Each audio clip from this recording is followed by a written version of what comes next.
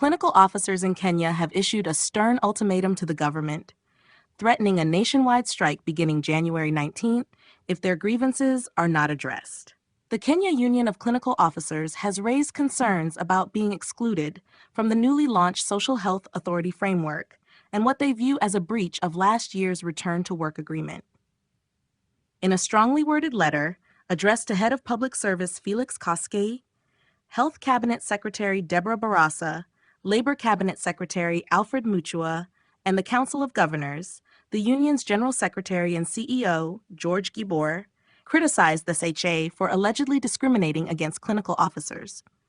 He claimed that the authority has refused to recognize facilities and practitioners licensed by the Clinical Officers Council, forcing them to seek registration through the Kenya Medical Practitioners and Dentists Council instead.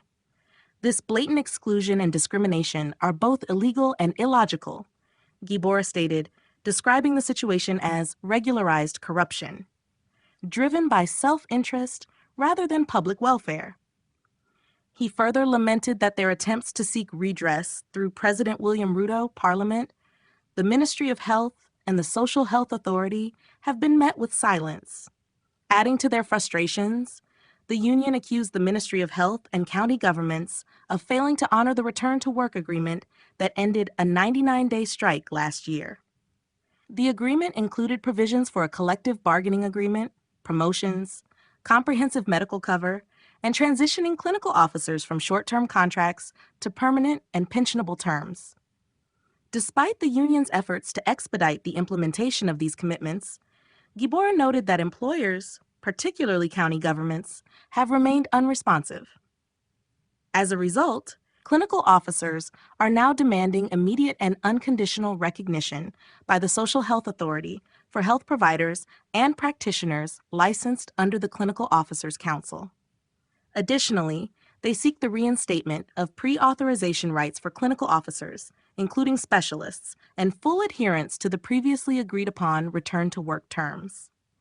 Failure to meet these demands by January 19th will result in a nationwide strike. Gibor emphasized that the union remains open to dialogue, urging the government and relevant stakeholders to engage in constructive discussions to resolve the impasse.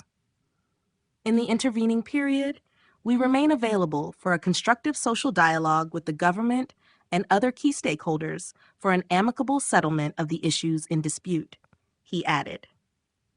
This impending strike comes at a critical time for Kenya's healthcare system, raising questions about the equitable inclusion of healthcare providers in national health programs.